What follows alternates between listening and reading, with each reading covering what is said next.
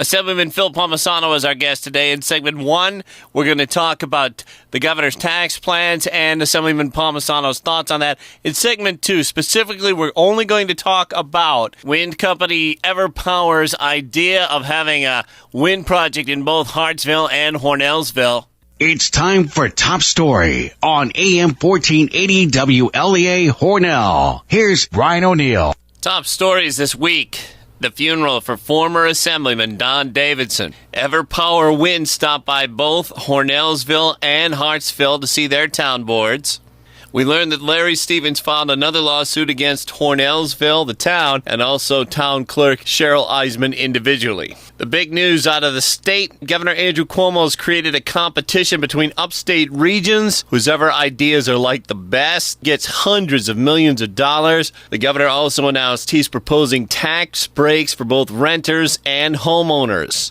On to talk about the issues of the day, Assemblyman Phil Palmesano. As always, thank you, Assemblyman, for joining us. It's good to be with you, Brian. E.J. McMahon from the Empire Center said on Fred Dicker's show on Friday that the governor's tax breaks for renters and homeowners is a step in the wrong direction. The Empire Center should be pointed out as a conservative think tank.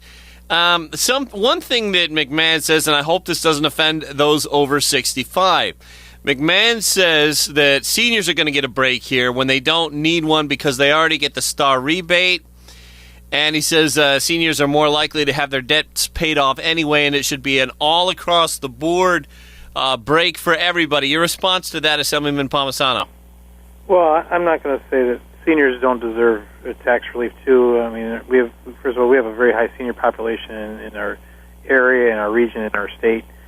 They're on fixed incomes. And although they do get an enhanced STAR exemption and other exemptions, the fact of the matter is property taxes continue to rise, and it's driving seniors out of their homes, just as it's driving increasing costs for families and businesses across our state. But I do agree with Mr. McMahon on some of his assessment regarding the governor's proposal. And listen, I'm always will welcome and entertain ideas to reduce property taxes, but I think. Part of the problems I have with the governor's plan, Brian, is that it's really not a plan that's to reduce property taxes. It's subsidizing them. And the governor fails once again to really get at the true heart of what's driving up local property taxes. Assemblyman, if I could stop you there, you say it's going to subsidize. Could you tell us more about that? Well, yeah. I mean, it's basically the state's going to use a tax credit to basically provide a tax credit to individuals if they meet certain qualifications and if they're within an area that falls within the tax freeze categories and the tax cap. And basically, the state's going to bring funds in to help provide a tax credit for the property taxes that are paid. So it's basically just kind of lessening the amount they're paying, but it's not doing anything to actually reduce the cost of rising property taxes.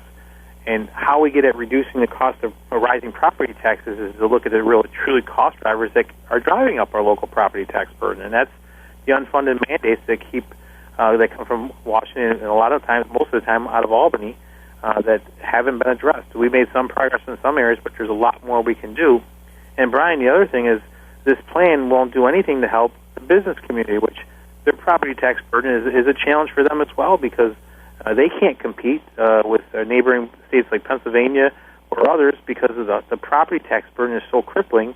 And then you take that with the state income tax issues.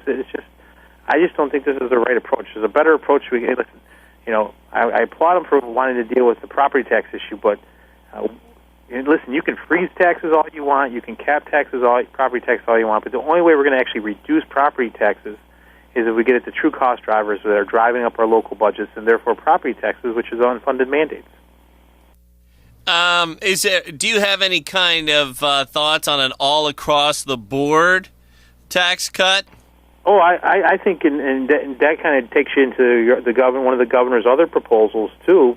They laid out this week with this $1.5 billion upstate competition, in addition to the $1.6 billion property tax cut. We can look at property tax, but I really want to, with this upstate competition, it's, in my opinion, it's just, I'm concerned about it because what it's really doing is it's basically just, again, setting up another upstate competition. It's basically picking winners and losers. And from my perspective, Brian, from a number of my colleagues, I'm sure it's imperative that we work to dramatically change this business climate in the state, and we have to, Brian. I can't say it enough. We have to encourage private sector investment back into our economy, upstate especially, and the people in the business community that we want to invest, they're looking at what we say. They're not looking at what we do. They're looking at what we do, and not so much what we say. And the governor has had this "open for business" slogan that he's been talking about. But like I said, they're not following what we say; they're following our actions. And I think we could send a much stronger message to those in the business community and their job creators that we really are open for business if we take more bold and aggressive and across-the-board, broad-based tax cuts and regulatory relief for our job creators, for our small businesses, for our manufacturers, and for our families. Instead of doing another competition, you're just going to pick a few select winners. You say that Governor Cuomo's picking winners and losers here. I suppose that at this point, supporters of the governor would chime in and say, doesn't the Economic Development Council or the Regional Economic Development Councils, don't they pick the winners? Well, no. I mean, they don't, actually. They're what the Regional Economic Development Councils, which we have, good people on the Economic Development Councils, and we, with the awards that have gone out in the past, they've done a good job in putting a plan in place, and I commend them for that, and I think they serve a role. But with this, ultimately, the decision is going to be made by a group of 5 people in Albany. They're going to, the regional councils are going to submit these plans and these proposals into the state, and there's going to be 7 people setting 7 regions: the Adirondacks, the Finger Lakes, the Southern Tier. Basically, the Economic Development Councils minus Buffalo, minus Long Island, and minus New York City, and they're going to submit their proposals, and 3 of them are going to be awarded $500 million for their region, and 4 of them are not. And, the last I knew, upstate is hurting, and I think our people will compete well, but it doesn't guarantee that they're going to get any assistance. But I think it would be much, much better and send a much better message to the business community if we look at broad-based tax and regulatory relief on the very people we want to create jobs. That's what's going to, foster that private sector investment. That's what's going to help us turn the economy around. And I think,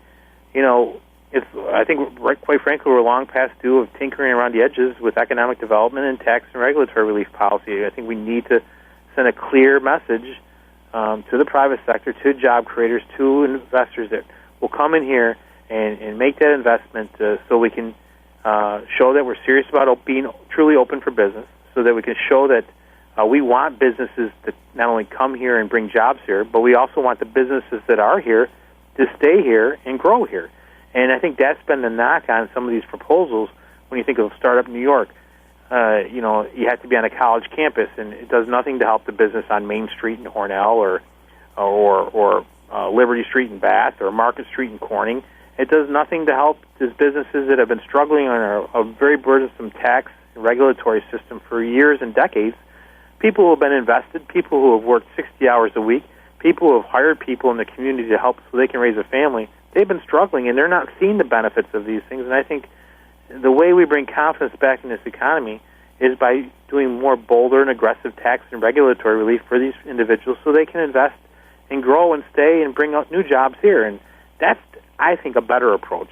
And that's what I'm trying to, the message I'm going to try to get out, because really, to have Albany decide, okay, this region wins and this region wins, or this one doesn't, I just think it doesn't spur confidence that we're really addressing the true underlying problems that are out there. And whether it's the property tax issue, dealing with unfunded mandates and not dealing with that, or whether it's just looking at creating a select group of winners out of these funds, I just think I think you're going to see a lot of discouragement out there, especially if these areas and these regions don't win an award, and then they're left standing there. Most of upstate is hurting, and they need help, and that's why I think a broader-based, across-the-board tax and regulatory relief for these businesses, for these job creators, for the small business manufacturers, that would send a better message. And that's what I would think would be a better message to send and a stronger message to send that will instill confidence that we really want to change the way things are being done in the state. Assemblyman Palmesano, the governor's two biggest critics in the media would have to be Fred Dicker of the New York Post and Talk 1300 and the Bill Nojay Show, which is heard on a number of upstate New York radio stations, Finger Lakes, this station, and, too many to mention right here.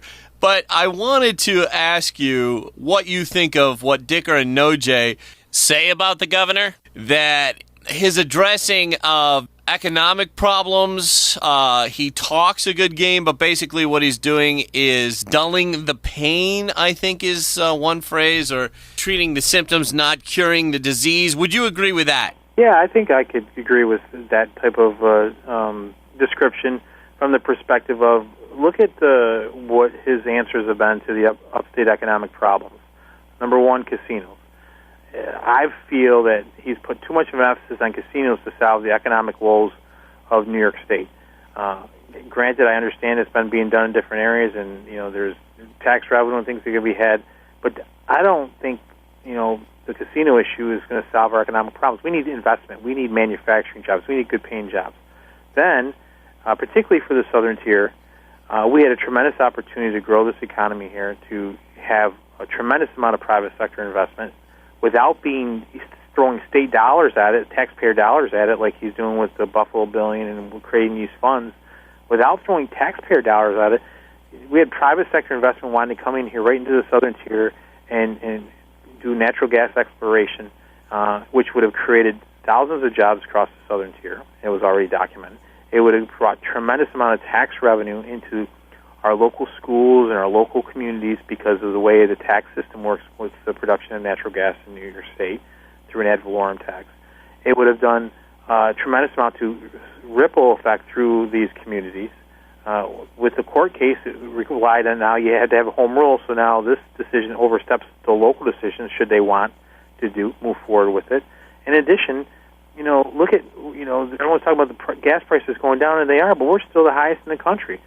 People heat their homes with natural gas. So, we're missing out on a tremendous opportunity the governor took away from the southern tier specifically, because that's where they would have come. They weren't going to go around the Finger Lakes. They weren't going to go into the city of Buffalo or the city of Syracuse or New York City.